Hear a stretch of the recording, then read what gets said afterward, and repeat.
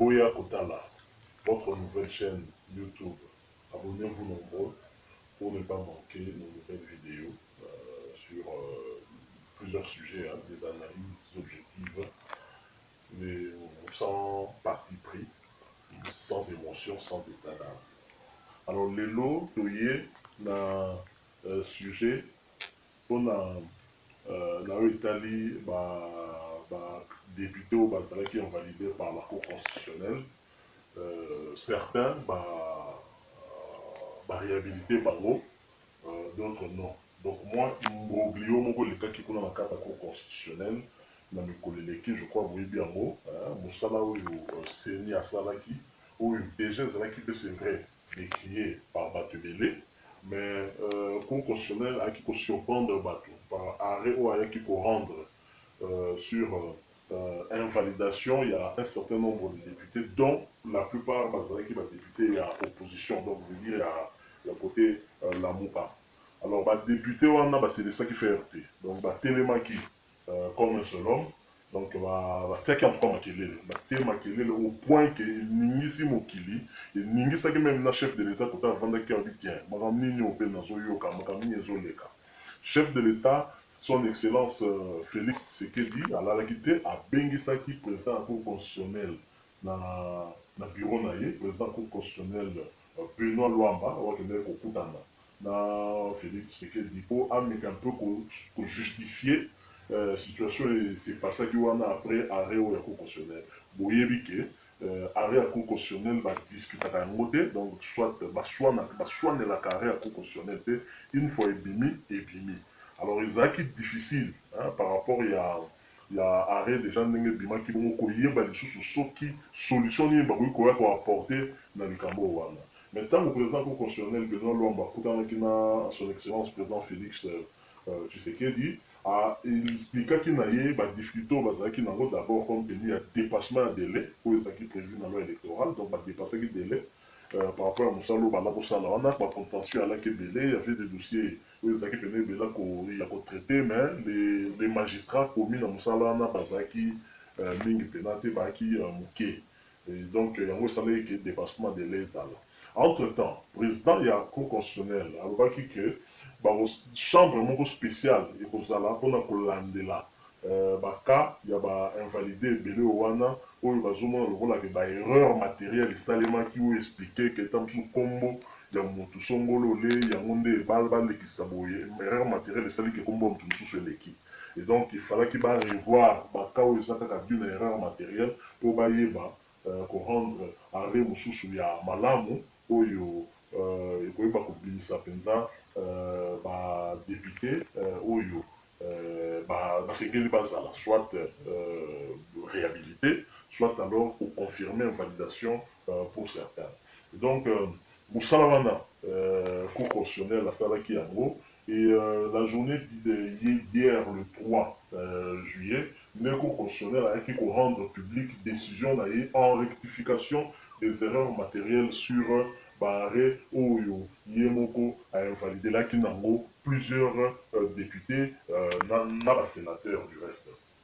Alors, na arrêt au Cour constitutionnelle à rendre wana toye pour remarquer que plusieurs députés bamoni mandat na bango à nouveau validé après publication résultat définitif. Il y a la législative nationale et sénatoriale. Donc, la journée, il y a hier.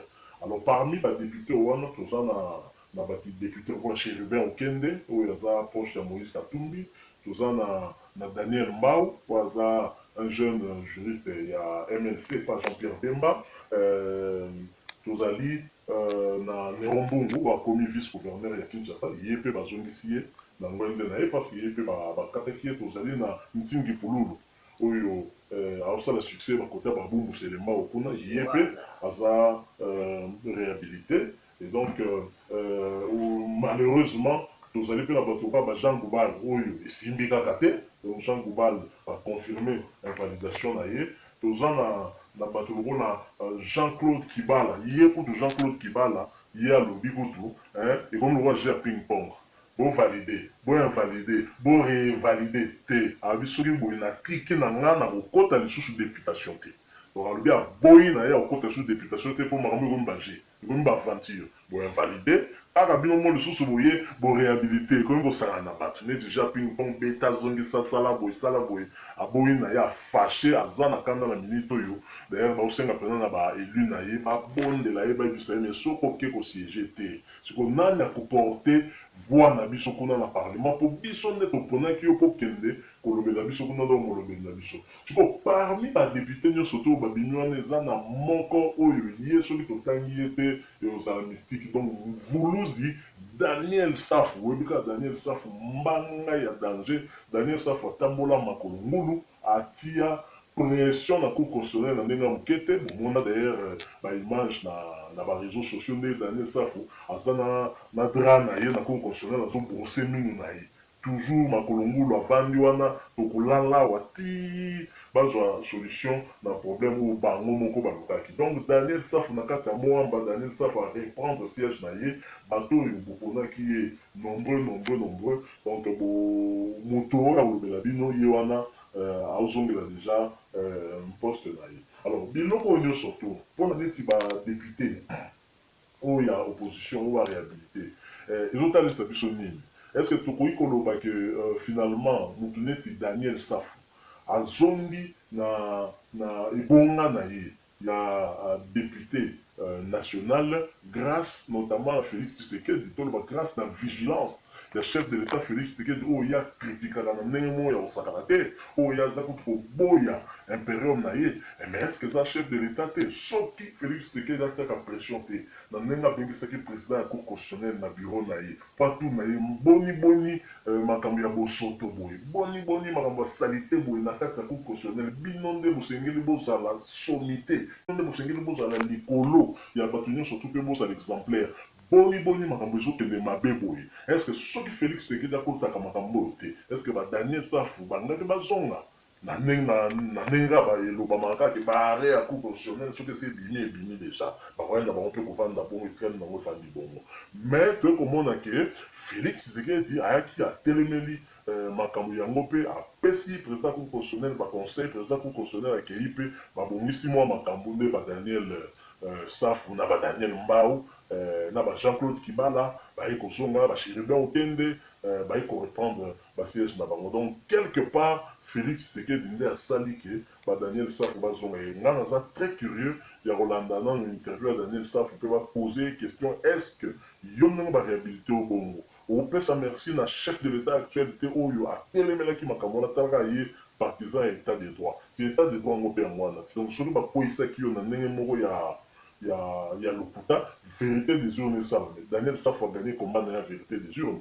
question mosusu eza ya kotuna na Daniel Safu yo gagné combat ya vérité des urnes na yo etali kaka na yo est-ce que okokontinue kaka kolanda Martin Fayulu na combat na ya vérité des urnes oyo ye moko kuta lembi na ye komema mokumba ngo abandi koluka na ye poste pa Félix oyo nyonso wana eza balituna oyo nga naza curieux ya kotuna na pardon na honorable Daniel Safu ayeba nanu koyanola biso ko arépondre biso na ndenge ke aye kozonga lisusu député donc ye ndenge aza na double joie asepelaki liboso na ntango seni eproclamaki ye après ayaki kolela ntango bainvalide ye et puis enfin aye kozala lisusu réhabilité donc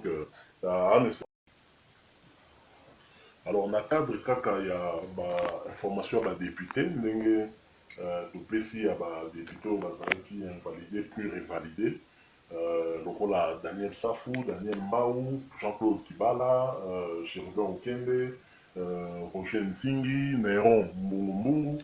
Alors, toza pe na inquiétude mosusu to mituna misusu bandeko bazotuna sur un autre député oyo akenda pe mwa sango oyo ezali Eliezer Ntambwe oyo communément appelé ndeko Eliezer mokolo magazine tokomi wapi oyo elekanaka na tv ndenge boyebi esali mwa mikolo na télévision aza mpe komonana lisusu te ndenge azalaki mwa komonana de temps en temps na émission na ye même si le fait kakomaki député epekisamelaki ye kokoma koleka comme présentateur ya émission mais du moins aza koleka comme invité alors mwa mikolo ebele azalaki komonana te alors lelo au cours de l'émission kiosque présenté par Serge Kabongo, téléspectateur, Serge Kabongo question, il se dit des erreurs qu'elle wapi. Beaucoup de réponses à Serge Kabongo. Pourquoi les écoles privées ne respectent pas les lois du pays? Ils continuent à vendre les uniformes scolaires à un prix exorbitant. J'habite Kinkole, je sais ce que je vous dis, Henri, à Kinkole. Est-ce que Mike Mukebaya a été proclamé député national par la Cour constitutionnelle ou est parti Ndeko Eliezer? Ndeko Eliezer est aux États-Unis. Semble-t-il qu'il serait empoisonné. Je n'ai pas encore la confirmation de cette information. Il est aux États-Unis. Bonjour Serge, c'est Mama Espérance Moutseki. Depuis Caroline du Nord, je vous félicite pour votre émission. C'est pour l'éveil des consciences. Bon parcours. Merci madame. Qu'est-ce que demander aux députés réhabilités de siéger pour défendre les intérêts de la population qui a voté pour eux. Ils n'ont pas à refuser de siéger, qu'ils aillent d'abord demander à leur base. Ça, le message est adressé à Jean-Claude Kibala. Jean-Claude, le peuple veut que vous puissiez réintégrer l'Assemblée. Hein? Il faut pardonner ces juges-là. Nous connaissons ce qu'ils sont. Hein? Kalasima, Zongamoto. Bonjour, Kioske. Quel est le sort de Jean Goubal Kalala? Jean Goubal n'a pas été réhabilité. Est-il réhabilité? Pourquoi est-ce que Kabila ne choisit que les Katangé? Non, Tamemamba n'est pas Katangé. Tamemamba est de Kassongo au Maniema. C'est les grands Kivu. C'est son nouvel oncle paternel. Voilà, vous avez compris. Bonjour, Kioske. C'est Mardoché depuis Kimbanseki. Ces rectificatifs de la Cour constitutionnelle viennent de confirmer que ces juges étaient effectivement corrompus. Vous terminez. Bonjour Serge. Jean-Pierre Bemba, Azawapi. Alors à Gemelas. Ah, on a Fikine, Mapango et Komako Tekama. Oui, on finira par tout vendre. Hein. Bonjour Serge. Tourne la biso Corneille Nanga. Mbongo yaba contentieux et Zawapi. Tourne Félix que. Ba manifestation, il y a ba agent, il y a Seni. Azomonato, Azomonate. Ezolo Belaye, to Ezolo Belaïté. Merci beaucoup, on se limite là pour aujourd'hui. On n'a pas eu le temps de revenir sur l'interview du président de la République, ces ordonnances qui souffrent d'application. Il y a une dame qui ne veut pas le mettre en œuvre. Hein. C'est grave. Lui-même, il regrette, il dit que je ne comprends pas cette lenteur. C'est grave parce que ça ne fait que commencer. Si un président de la République peut signer une ordonnance et qu'un membre du gouvernement ne veut pas l'appliquer parce qu'il a reçu les instructions du président de l'Assemblée nationale. Mais si ce sont des ordonnances anticonstitutionnelles, comme le Congo l'avait soulevé, comme les uns et les autres l'avaient dit. Non, vous savez, ici, nous sommes en politique et c'est le pouvoir. Donc je crois que là, il crée un précédent. Et heureusement que Tshisekedi a un tempérament peu bouillant. Mais si Tshisekedi voulait aussi affronter, ça, je crois que c'est une crise au niveau de l'État. Ça, c'est la sagesse de... Mais tout le problème... C'est la sagesse de Tshisekedi qui joue maintenant. Je ne pense pas que ce soit une question... Il a été embarrassé par cette question. Je ne pense pas que ce soit une question de sagesse. Normalement, au moment où on se retrouverait ici, on devait avoir toutes les institutions en place et ces problèmes ne se poseraient pas. Le problème se pose pourquoi? Parce qu'il y a une lenteur dans la mise en place des institutions de la République. C'est-à-dire qu'on se retrouve dans une situation de conflit qui n'est pas prévue même par la Constitution, par nos lois. Donc chacun peut se donner des explications par rapport à son comportement. Mathieu Kamango, moi je conseillerais à tous les nouveaux promis là d'aller faire les sit-ins, c'est la dame là du portefeuille comme Daniel Safou l'a fait. Je les encourage. Moi on me nomme dans l'ordonnance du président et toi ministre tu fais. Mais moi je vais aller dans le tu l'as pas fait pour ton cas. Voilà, je crois que vous l'avez dit. Donc, Serge Kabombaza, l'information plus précise, donc à l'objet au conditionnel, et les herbes d'Amboué et aux États-Unis, dans le Congo, autour de bas, mais semble-t-il empoisonné. Donc, il y a lobby, il semble qu'il va empoisonné, donc, Bichon Toloba non neti, laisser poison.